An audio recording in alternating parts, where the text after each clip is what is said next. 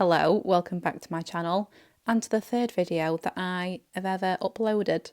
If you are new here, which chances are that you are, then my name is Laura and I just want to provide a cosy corner of the internet where we can hang out and talk about books, and that is exactly what I want to do in this video. I thought that I would finally do my January reading wrap up and my reading plans for February. So first of all, how are you? Because January was 98 days long, apparently. Longest month in the world. So how are you? What did you get up to? I'm feeling so hopeful about spring. Like today is such a lovely sunny day and it's not freezing cold. So that's a good sign. I am really trying to embrace winter and see it as a gift and not something to be feared. But anyway, let me know how you are, how you've been getting on in winter, and let's start with the books that I read in January. January was a very fruitful reading month for me. I read 4 books, and if I read 1 book in a month, then I am absolutely chuffed to bits. So I'm on top of the world, to tell you the truth. The first book that I read was Hungerstone by Katy Dunn. I read this as an ARC on NetGalley. I think the release date is the 6th of February, but I will check that and confirm in the video description. This book is a retelling of Carmilla, which is a sapphic vampire novel, and it's said to have been the inspiration for Dracula. So Hungerstone very much continues that vibe. We have suppressed feminine rage. We have sapphic vampire gothic vibes. It's set in the Peak District, my home and my heart. And it even has a little bit of cannibalism thrown in there just for good measure. I had such a fun time with this book. By no means did I think it was perfect. I found it a bit repetitive and I would have liked more from the presence of Carmilla. I think that she was quite underused. But the story itself and the setting of the house and the estate and the Peak District moorland was fab, and I recommend giving it a go if that sounds like something you might be interested in. The second book that I read was Bunny by Awad.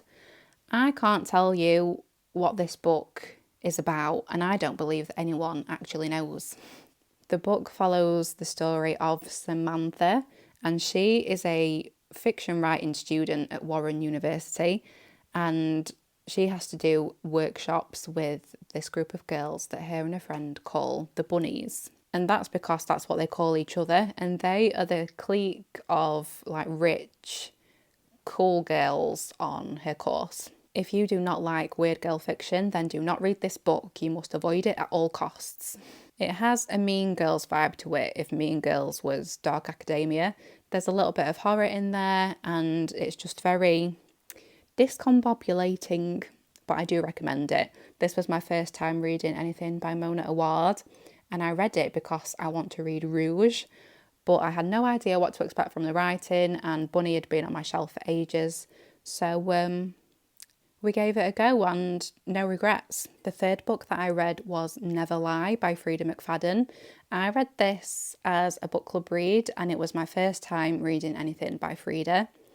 This book follows a newlywed couple, Trisha and Ethan, who are going to view a house in the middle of nowhere, only they've chosen a terrible day because a snowstorm has rolled into town. Thus, they are forced to spend the night at the house that they have gone to view, which it turns out used to be owned by a well-renowned psychiatrist that went missing just a few years ago, which obviously freaks Trisha out especially, and then she goes and finds some cassette tapes hidden away in a cupboard that the psychiatrist recorded during therapy sessions with her patients.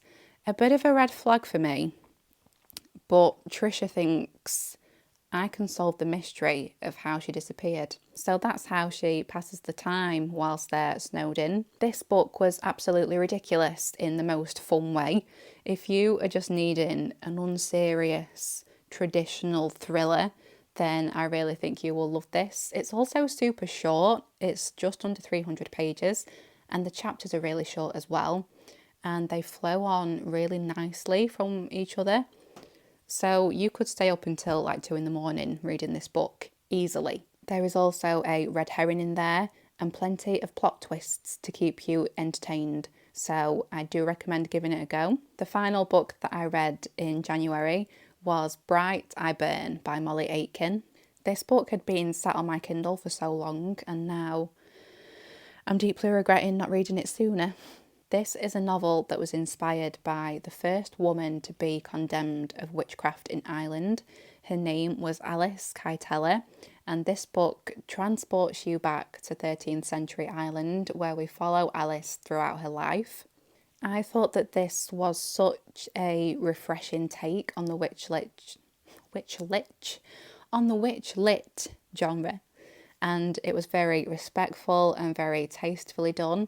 I thought that the prose was so beautiful, and I just couldn't believe that I hadn't read this sooner. And now I need to go and read Molly's other work, and I also need a physical copy for my bookshelf. The cover of that book is divine, so I would very much like a copy of it.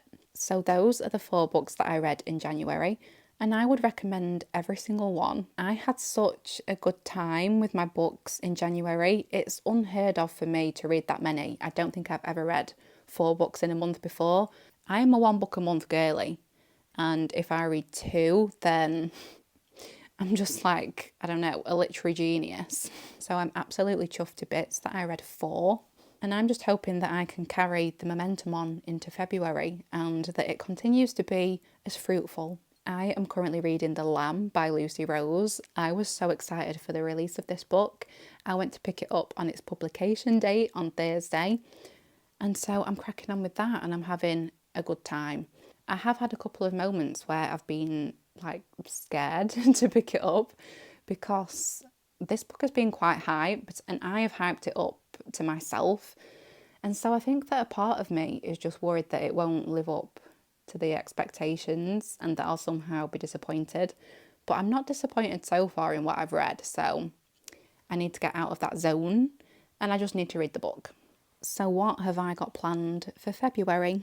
I try not to plan my reading in advance because I am a mood reader, and so then when I don't read the books that I've set out to read, then I inevitably end up disappointed. And reading's fun, it's a hobby, and we do it because we love it and we want to escape everyday life. And I don't know what I'm talking about, but you know what I mean. However, there are a couple of books that I would really like to read in February, and there's one book that I probably need to read in February, and that book is Assassin's Apprentice by Robin Hobb. We are reading this book at the fantasy book club that I run. I have no idea what to expect from this. The book is the first in the Farseer trilogy, and I think that that trilogy is then part of a wider series of books. All I know is that a illegitimate prince is trained as an assassin, and I think that the person that's been training him ends up trying to kill him, but the prince is like the only one that can really save the kingdom. So he's got a lot on his plate, and I'm excited to read it because George R.R. Martin has done a review for the front cover, and George is really the one responsible for me being interested in fantasy at all. You can call me basic if you want, and you can call me a Glory supporter or whatever the term would be. But I did not care about fantasy until I saw Game of Thrones, and that's just the way it is. I love that series. I haven't read all of the books. Have you seen the size of them? But I have read the first one. If you loved the Game of Thrones series but are very apprehensive about reading them, then do read the first one because it pretty much follows the first season of the TV show to the letter. So if you've seen the first series of Game of Thrones, then you can read through that first book without it being too complicated. And it is one of my little goals in life to read the rest of the Game of Thrones series. But anyway, that's the only reason why I'm interested in giving fantasy a go. And so if it's all right for George, then it'll probably be alright for me too. And then the second book that I would really like to read in February is The Southern Book Club's Guide to Slaying Vampires by Grady Hendrix. I needed this book from somewhere deep within my soul. Not only do I love vampires, but I run a book club and thus am a member of a book club. And so it just speaks to me on so many levels. And I also love horror that is a little bit unserious. I love horror that gives me a nostalgic vibe and sort of a vibe that you get from a slasher horror film.